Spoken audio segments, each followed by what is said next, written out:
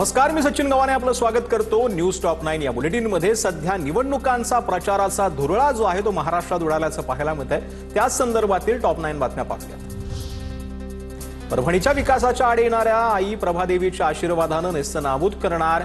15 तारखेला तुम्ही कमळाची काळजी करा, 16 तारखेपासून 5 वर्ष हा देवाभाऊ तुमची काळजी घेईल। फडणवीसांची मतदारांना साथ। निवडणुकीत विरोधकांना पाणी पाजणार, पुण्यासाठी आम्ही काय केलं विचारणाऱ्यांनी आधी आरसा पाहावा। मुख्यमंत्री फडणवीसांचा नाव न घेता अजित पवारांवर निशाणा। 2001 ते 2014 तुम्ही पुण्याचे पालकमंत्री होते, तुम्ही काय केलं? चंद्रकांत पाटलांचा अजित पवारांवर हल्लाबोल। तुमच्याकडे पुण्याची सत्ता असताना तुम्ही काय केलं? सत्ता असताना तुमच्याकडे दृष्टी नव्हती का? मुरलीधर मोहोळ यांची अजित पवारांवर टीका।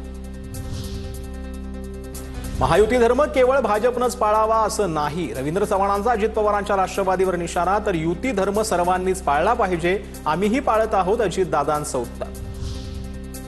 देवेंद्र फडणवीस मित्रपक्षांवर कधीच बोलले नाहीत, मी इतक्या उंचीचा नाही, मात्र अजित पवारांनीही मित्रपक्षांवर बोलू नये ही विनंती बावनकुळेंचं आव्हान। उद्या नागपुरात मुख्यमंत्री फडणवीसांच्या 3 सभांचं आयोजन। युतीच्या उमेदवारांसाठी नागपुरात मुख्यमंत्र्यांच्या जाहीर सभा। बोरगाव चौक, तिरंगा चौक, त्रिमूर्ती नगर चौकात सभा। उद्धव ठाकरेंकडून मुंबईतील शाखांना भेटीगाठी। ठाकरेंनी वरळी आणि प्रभादेवीतील नागरिकांसोबत ठाकरेंचा संवाद। तेजस ठाकरेही उपस्थित। आदित्य ठाकरेंची मनसेच्या शाखेला भेट। शाखा 188 ला दिली भेट। धारावीतच धारावीकरांना घर मिळालं पाहिजे, अदानीला त्याशिवाय येऊ देणार नाही। दोन्हीही ठाकरे सोबत आहेत, शरद पवार सोबत आहेत, लोक आमच्या सोबत आहेत, आदित्य ठाकरेंचं विधान। उपमुख्यमंत्री शिंदे आज बाले किल्ल्याच्या ठाण्यामध्ये त्यांनी प्रचार केलाय। उपमुख्यमंत्री शिंदेंनी ठाण्यामध्ये रोड शो काढलेला आहे। रोड शोच्या माध्यमातून ठाण्यातील प्रचाराचा शुभारंभ जो आहे तो एकनाथ शिंदेंनी केला।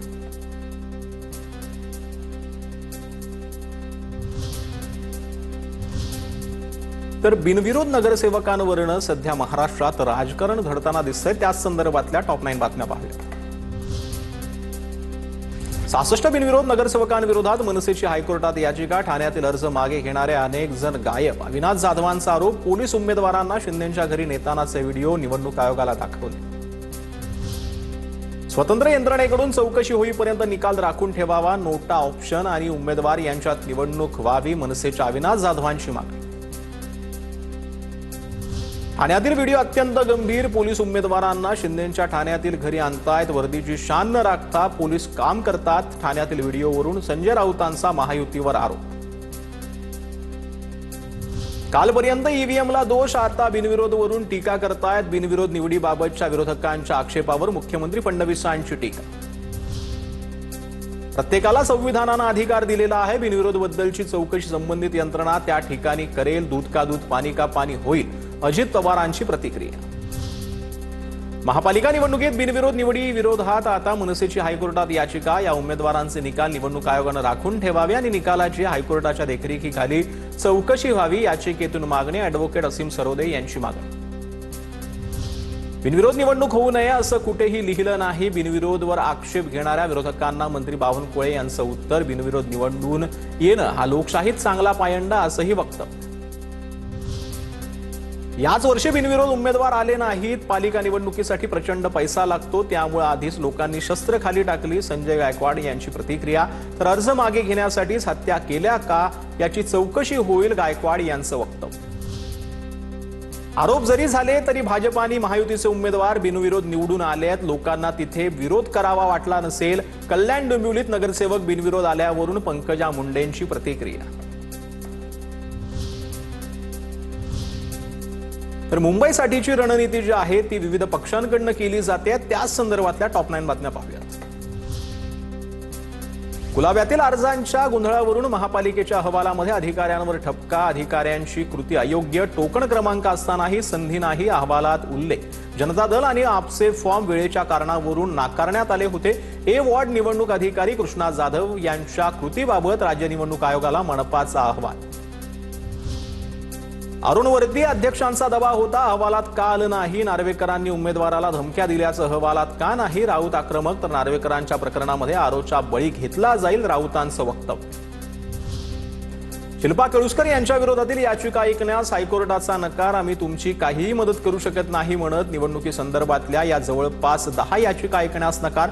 वॉर्ड क्रमांक 173 मधील बंडखोरी करून मग भाजपच्या अधिकृत उमेदवार असलेल्या केळुसकरांविरोधात शिवसेनेच्या अधिकृत उमेदवारांच्या पतीनं हायकोर्टात केली होती याचिका.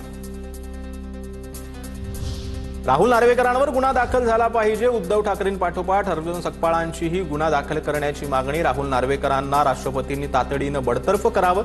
राहुल नार्वेकरांची भाषा ही टपोरी आणि मवाल्याप्रमाणे होती, सकपाळांचा आरोप. उद्धव ठाकरेंच्या टीकेवर लक्ष देत नाही. थंडीत जुन्या जखमा उफाळून येतात, त्यातलाच हा प्रकार. उद्धव ठाकरेंच्या टीकेनंतर राहुल नार्वेकरांची टीका. शिंदे फडणवीसांच्या मनात बाळासाहेबांची भीती. संजय राऊतांचा दावा. तर शिवसेना मनसेच्या बंडखोरांना जनता मतदान करणार नाही. बंडखोरांवरती कारवाई होईल. संजय राऊतांकडून कारवाईचे संकेत. कोरोना काळात मास्क घालून आम्ही घरी बसलो नाही. पीपीई किट घालून रुग्णालयात गेलो. शिंदेंचा ठाकरेंवर निशाण. शिंदेंचा जन्म नव्हता झाला तेव्हा ठाण्यात शिवसेनेची सत्ता होती. राऊतांची शिंदेंवर टीका. निवडणूक आयोग सत्ताधाऱ्यांच्या ताठाखालचं मांजर. दिनेश वाघमारेंनी नावाला जागावं, राऊतांचा टोला. मुंबईत आमचे 30 पेक्षा जास्त उमेदवार निवडून येतील. अजित पवारांच्या राष्ट्रवादीचे नेते नवाब मलिक यांच्याकडून विश्वास व्यक्त. आमच्या मदतीशिवाय मुंबईचा महापौर होऊ शकत नाही, नवाब मलिकांचं वक्तव्य.